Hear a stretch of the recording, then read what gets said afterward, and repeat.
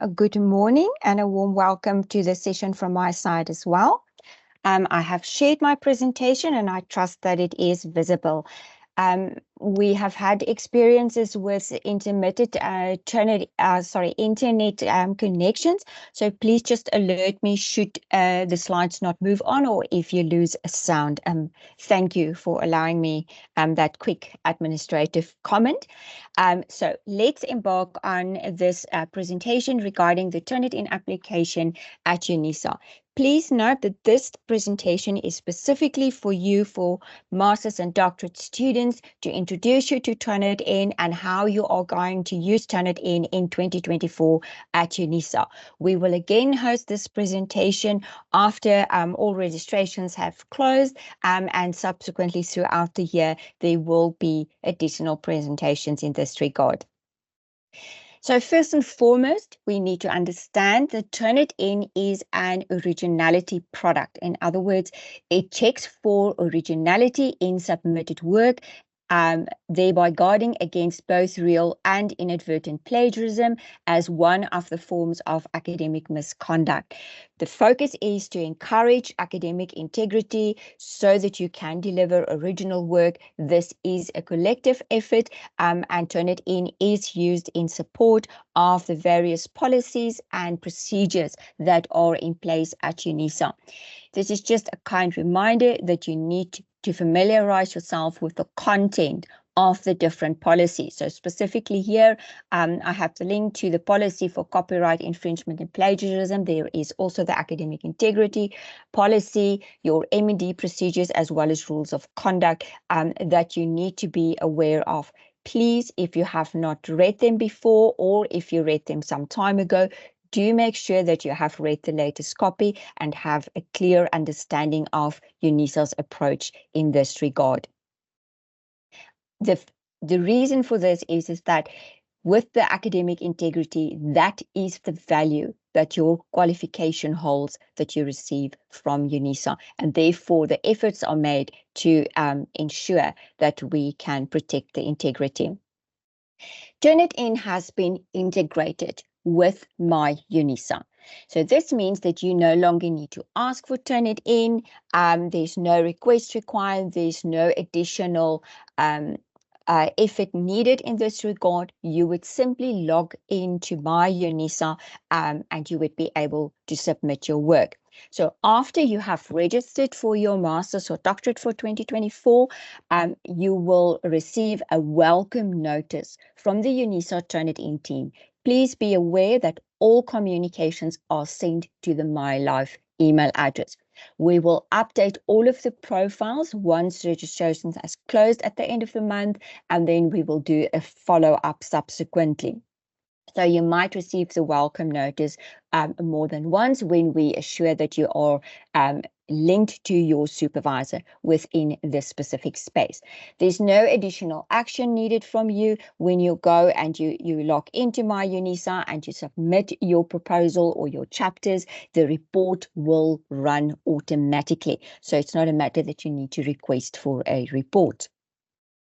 So this is an example of a welcome notice. In the welcome notice that you're going to receive, it will advise you that you are linked within your college Turnitin submission space. There's also a link to log into the specific site, or if you go to the main My UNISA site, you have to click on log into my modules. This is where you are going to use your MyLife email credentials to log in. So it is of the utmost importance that your MyLife email is active and that you have a password to access these specific systems.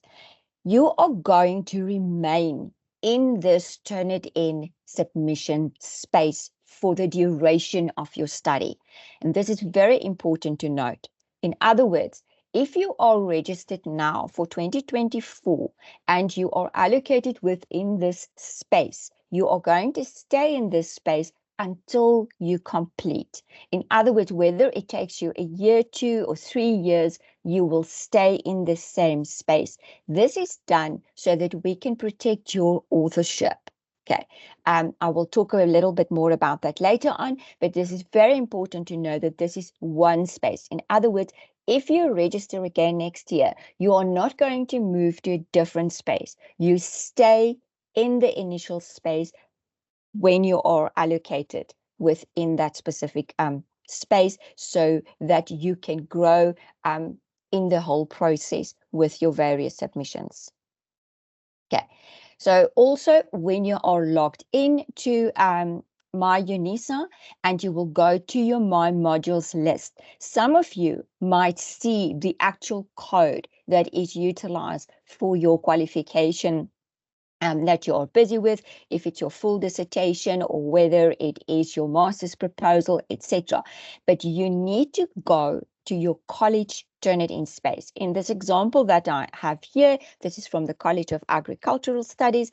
It says KS M&D Turnitin 2024. Okay, there where you can see the green arrow in the middle of the image. Okay, that is the option for Turnitin. So not directly within the code, we have a special space for the Turnitin. So you will go directly to the Turnitin space to submit your work.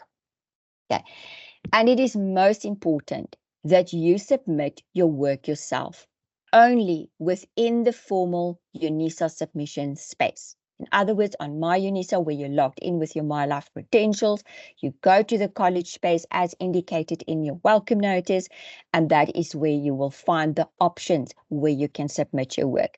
Do not upload your work in duplicate. In other words, do not give it to a friend or a colleague, family member, and please be very careful of individuals out there that promise you they will produce an originality report on your behalf. This is not an option for you. These individuals are very often paper mills in disguise. They steal your work and they sell it off to other individuals.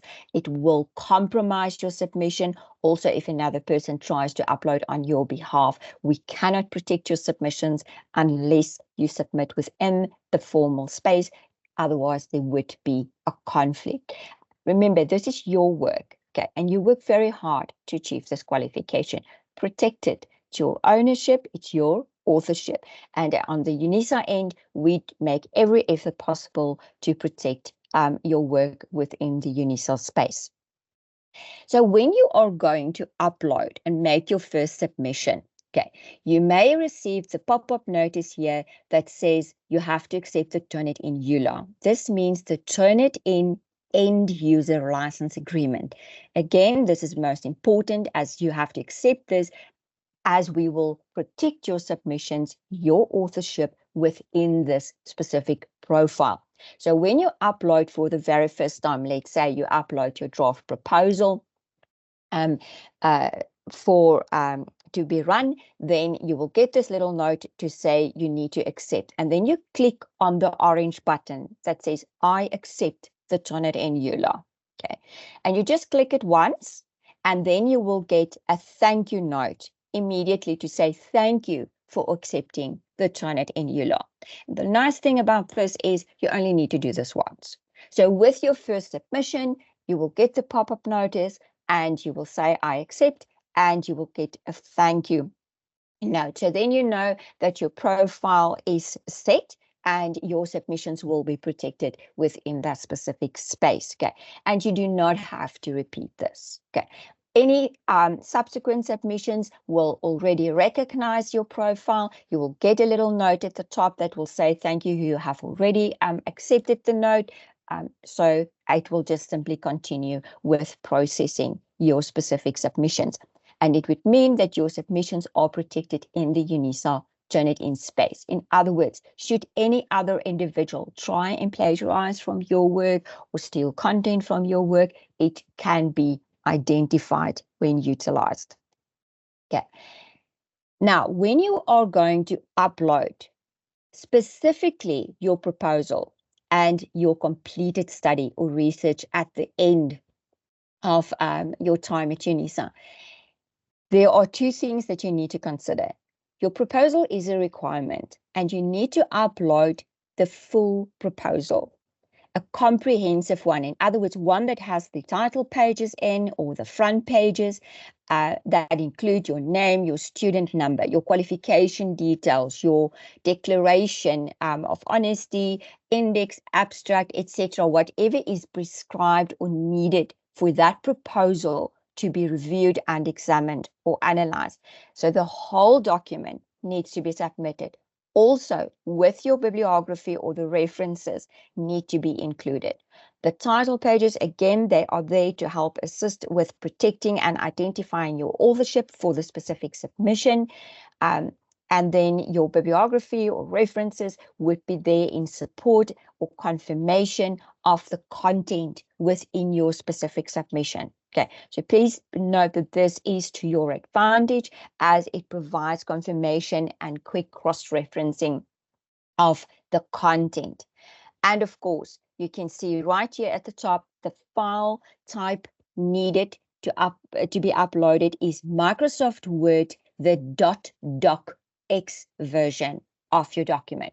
So this is the only file which is acceptable for your submission, as this will allow a comprehensive report to provide a true reflection of the specific content. Also note that your submissions are stored permanently in Turnitin. So if you are going to upload your proposal, you do need to upload in your proposal space. If you are trying to upload a proposal under a chapter option or a different option, you would lose that opportunity and we cannot move that for you. So this is to safeguard the integrity within the database so that you have a true reflection with regards to the submission. So for the proposal, an all-inclusive, comprehensive submission is to be made. And the same for your completed study. So when you reach the end and your final thesis, your final dissertation has to go to the examination process, you would again upload a full comprehensive document with your title page which says this is submitted in accordance with, and of course with your bibliography, your references or appendices as would be proper, as you would provide it for examination purposes. In future, the examination committee would retrieve that submission within the Turnitin space for the process. Now, for the chapters, and this is where there is a difference between the former Turnitin platform and the new Turnitin platform for 2024. This relates specifically to our students in the audience who might have been registered in 23 and you were accommodated in a temporary Turnitin space whilst the new space was being prepared.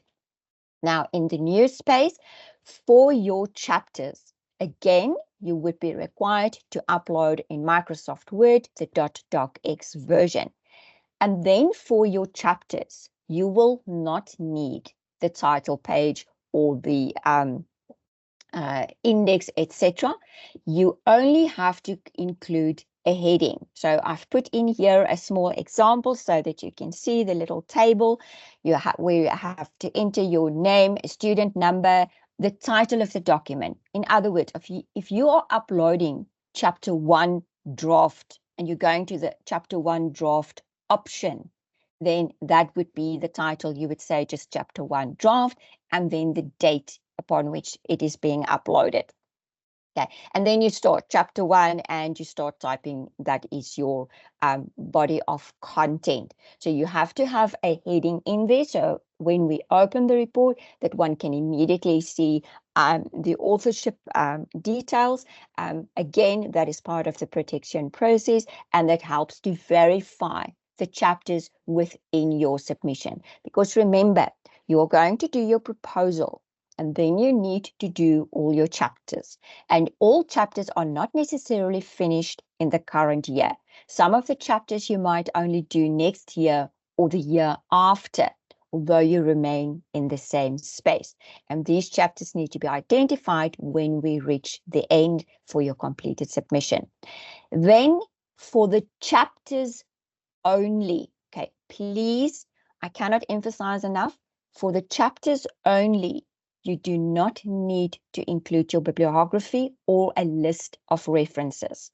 So when you upload the chapter, you can only include a heading as per example in this slide, and then you can do the content. You do not need to add the bibliography or the reference list for that. Of course, if you have in-text citation, that would remain. Those references are important within the content, but an actual list at the end is not necessary. And then please remember, your submissions are permanently stored in Turnitin. You do receive the option to do a draft, a revision, and a final for each chapter. Again, I urge you to make sure if you are going to upload chapter 1, you need to use the space for chapter 1. If you're uploading chapter 3, use the space for chapter 3.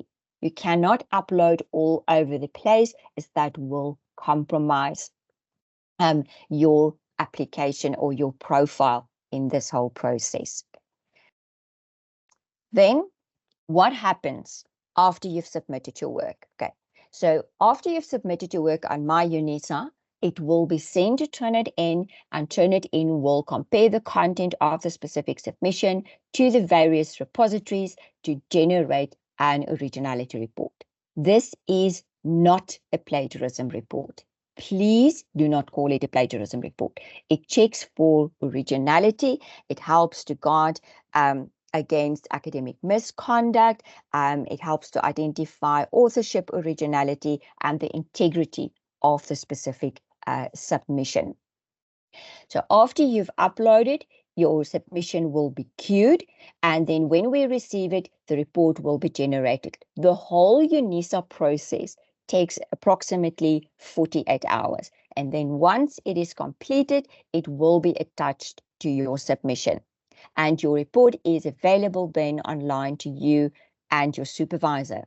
This is convenient as it would allow you to discuss the findings with your supervisor so that you can follow the advice and guidance of your supervisor. You can then revise your submission, and you can come back and you can upload again to receive a new report. And then there is a third option.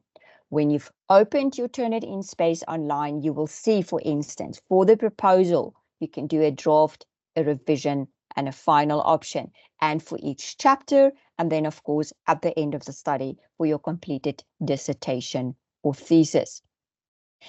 Note that when it is queued, this is not an error. It simply means it is waiting to go to Turnitin to be processed, and once processed, it will come back with either your percentage or with a note. If there is a note, you can click on the blue encircled question mark to see why the report is not available. Okay, so in this instance, an incorrect submission was made, hence the reason why there was no report.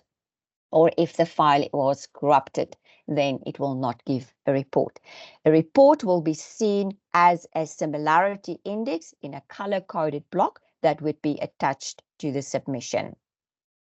In that report, Turnitin is going to identify all non-original content. So in other words, anything that matches in the database and that is not original to the author of that submission will be highlighted. So obviously, if there is copy text in the content, it would be identified.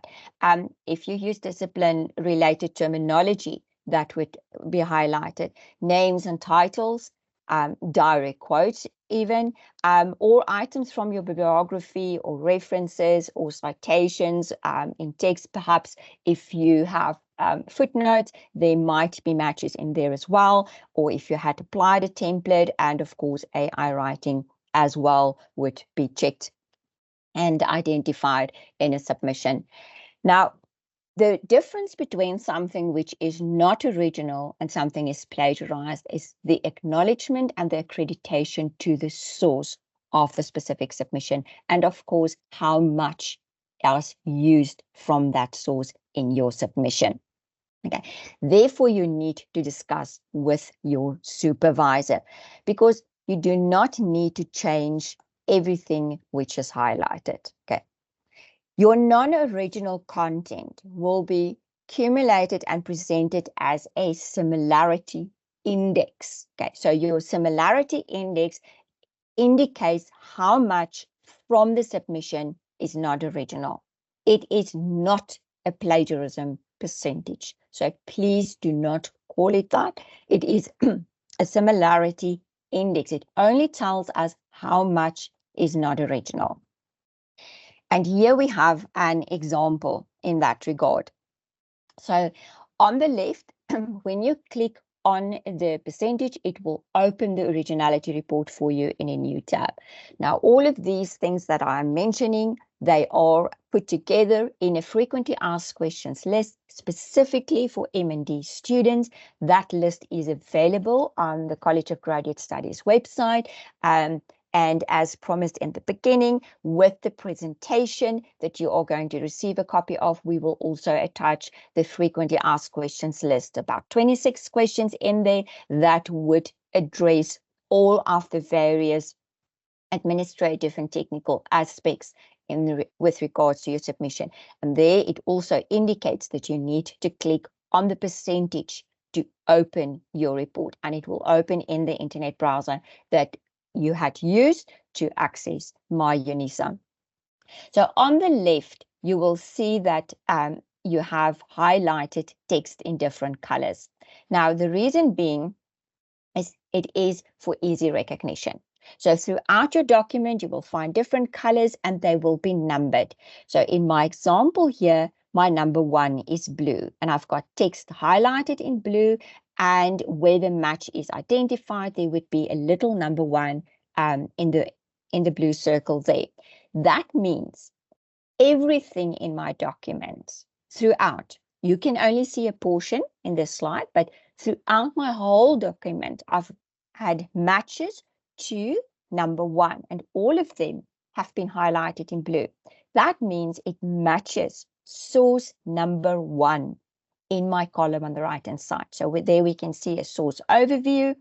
At the top, we have the similarity index for the submission, and then we have the individual source matches. So number 1 shows me there is an internet source, and it says 26%.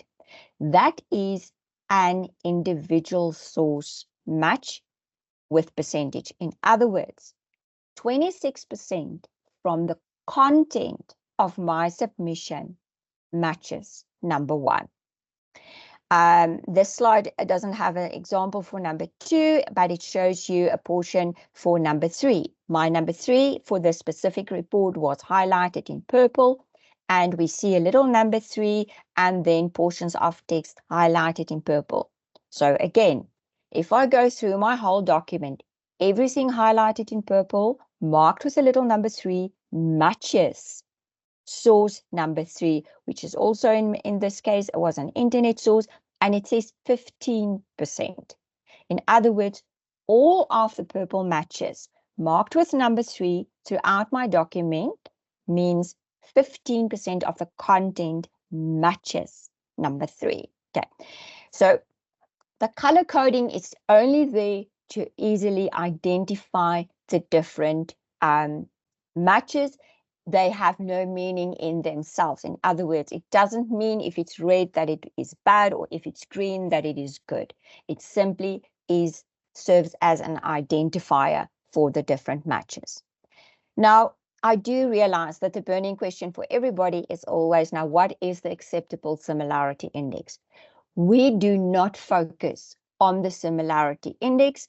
We also do not view the overall similarity index. We focus on the individual matches. Why? The reason being is that UNISA does not tolerate plagiarism. Since this index only indicates non-original content, it needs to be analyzed. And if plagiarism is present in the document, it will be unacceptable, regardless of the similarity index. Okay, so you could have a document, let's say, with a 10% similarity index, but if plagiarized content is found, it will be unacceptable. But it's also possible that you might have a document with 15% on the similarity index. And when it is analyzed, there is no plagiarism found within the document, then that could be acceptable. However, to assist you, we provide you with a guideline for your individual matches. And the guideline for your individual matches is 5%. That means that for any one source match, it needs to be less than 5%. And I'm sure some of you have already thought, but that is very wide. Yes, it is a wide guideline, but we provide you with that guideline so as to accommodate for the use of subject terminology, for in-text citations, for names and titles that you might use, or short quotes, for instance, that might be found within that document. Hence the reason for the 5%.